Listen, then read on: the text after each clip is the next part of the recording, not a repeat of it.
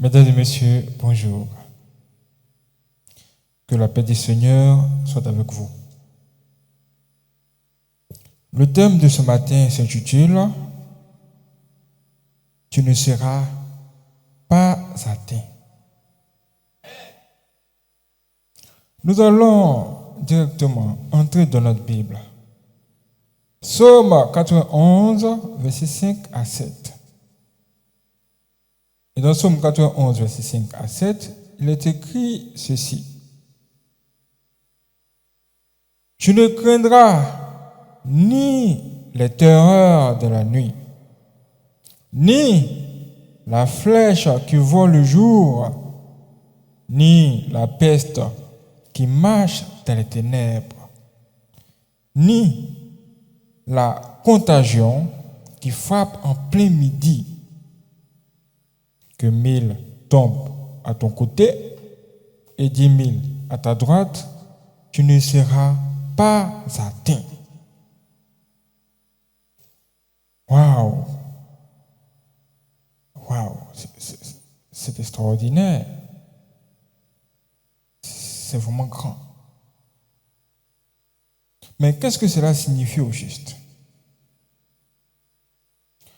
Cela signifie que quand Dieu met sa main sur toi, rien ne peut t'arriver sans son autorisation.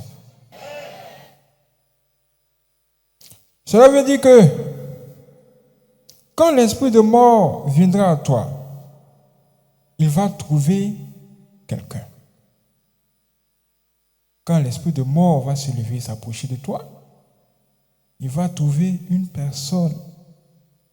Et c'est qui? Il va trouver ton Dieu, celui qui est avec toi, celui qui a mis sa main sur toi. Il va trouver Dieu et ses armées. Waouh! C'est pourquoi on dit que la mort de quelqu'un, c'est Dieu qui décide.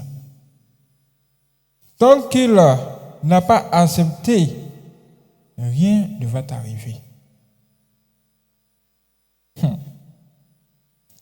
Cela veut dire en clair que si en cette fin d'année, tes ennemis se lèvent et disent « Aujourd'hui, c'est aujourd'hui.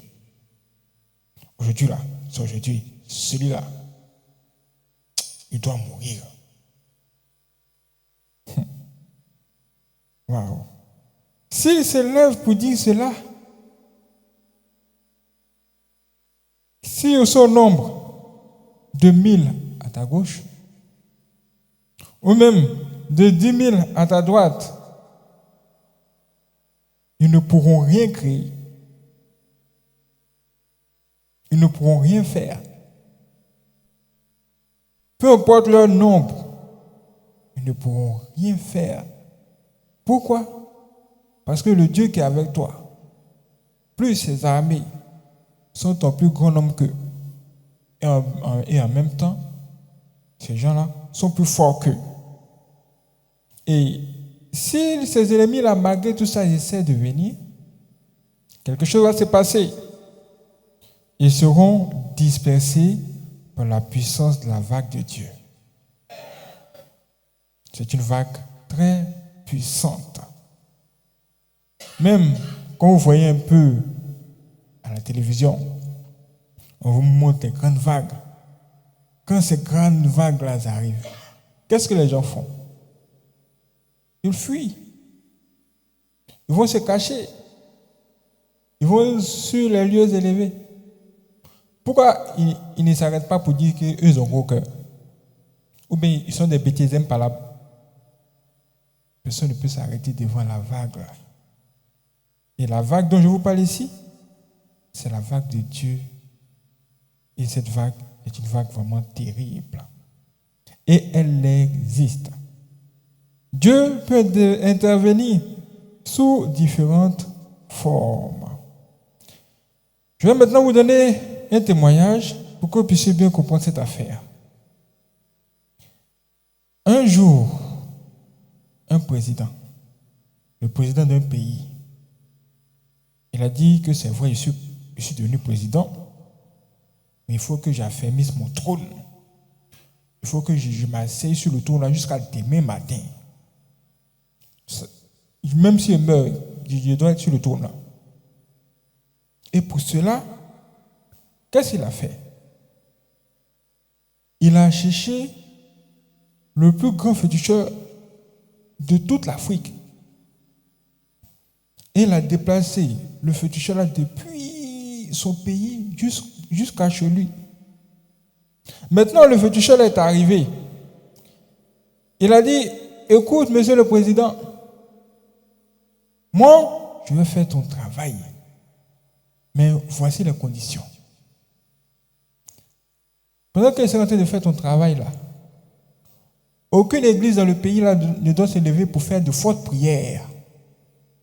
C'est-à-dire les prières qu'on prie à l'église et puis on invoque le feu là.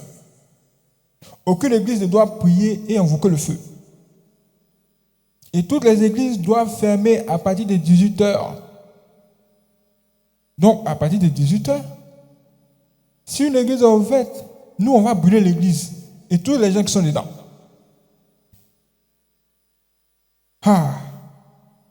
Le président a dit, il n'y a pas de problème. Ils ont fait un communiqué. Ils ont dit, dans les 2 semaines qui vont suivre, là, voici les nouvelles règles. À partir de 18h, les églises doivent fermer. Et avant 18h, aucune église ne doit faire de fortes prières. Personne ne sait pourquoi. Ils ne peuvent pas dire que c'est parce que le président a envoyé un féticheur. Non. Et c'est ce qui s'est passé.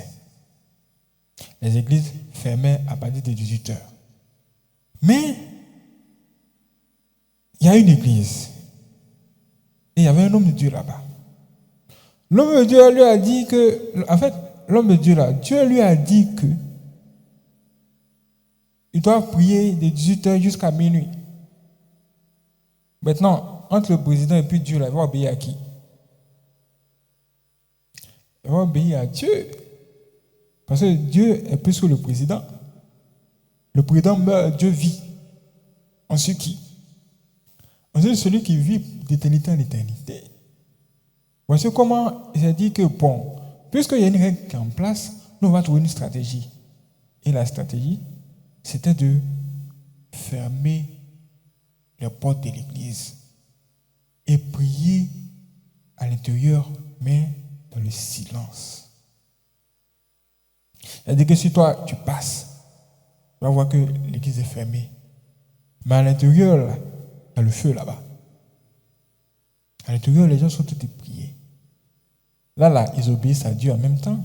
En même temps, ils sont en règle, en même temps avec les règles. Personne ne sait normalement. Mais si toi, tu es un humain, tu dis que personne ne sait. Les gens qui sont dans le monde des esprits, eux ont les yeux spirituels pour voir qu'il y a quelque chose qui se passe. Le féticheur s'est levé pour faire son rituel. Il découvre qu'il y a un problème. Et le problème, c'est qu'il y a une église qui est en train de prier et invoquer le feu là-bas. Donc, lui, c'est un féticheur. Il y a plusieurs quartiers. Comment ils vont localiser le lieu? Lui-même, il s'est mis dans le véhicule avec le corps habillé. Il dit, suivez-moi, allons-y. Il l'a indiqué jusqu'à ce qu'ils soient arrivés devant même l'église. Il y a des gens à l'intérieur. Ils sont venus et le féticheur a envoyé une télé. La télévision là, on ne branche pas ça sur courant, hein, mais ça s'allume. Quand ça s'allume là, tout ce que je trouve dans ta maison, là, eux voient tout. Ils étaient là, ils regardaient et ils voyaient tout ce qui se passait dans l'église. À un moment donné, le féticheur a pris une aiguille. Il pique sur le camp là-bas. On voit un fidèle là-bas qui tombe, qui commence à dormir. Il prend encore une autre aiguille, il pique. D'autres fidèles à côté là-bas, ils tombent aussi, ils commencent à dormir. À un moment donné, ils se sont dit que, puisque ces gens-là insistent, nous, on va aller loin. Voici comment ils sont allés chercher de l'essence. Ils disent qu'ils vont brûler l'église aujourd'hui, y compris les gens à l'intérieur. Ils sont allés chercher l'essence, ils envoient les bidons, ils arrosent l'église, ils allument. Au lieu que ça brûle, ça ne brûle pas. En fait, le feu s'éteint. Tu as vu ça où? Après, ils prennent, ils vérifient. Au lieu que ça soit de l'essence, l'essence, ça s'est transformé en eau.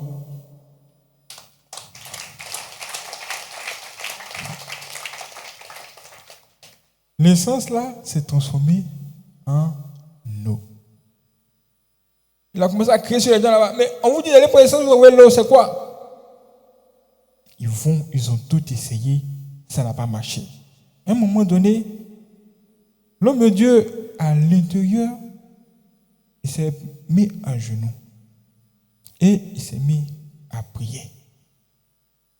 Il priait. Pendant qu'il priait, là, eux étaient dehors avec le féticheur et la télévision. Dès que l'homme de Dieu a prié, dès qu'il a dit Amen net, ils ont entendu un bruit comme si quelqu'un avait tiré. C'est comme si c'était une âme très puissante qui avait vraiment tiré. Dès que l'âme a tiré, la télévision a explosé. La télévision du féticheur a explosé. Et comme eux, ce sont des corps habillés, ils connaissent les bruits des âmes. Ils se sont dit que c'est quelqu'un qui a tiré. Il faut voir le féticheur. Le féticheur a brûlé sa télé, il a commencé à fuir. Un corps habillé, puis le féticheur là, qui court le plus? Mais le féticheur était devant les corps habillés là. Le féticheur les a dépassés tous. Et mais ils sont étonnés, ils disent un féticheur qui court comme ça. On a vu ça où? Toi tu aimes tuer, mais tu n'aimes pas la mort. Il connaît. Ça là, qu'est-ce qui s'est passé là? Ça, c'est la main de Dieu qui a agi. Comme l'homme de Dieu là, c'est un homme de Dieu vrai. Et que quand Dieu a sa main sur son enfant, il ne peut pas laisser son enfant. Dieu a créé toutes sortes de problèmes à ses ennemis.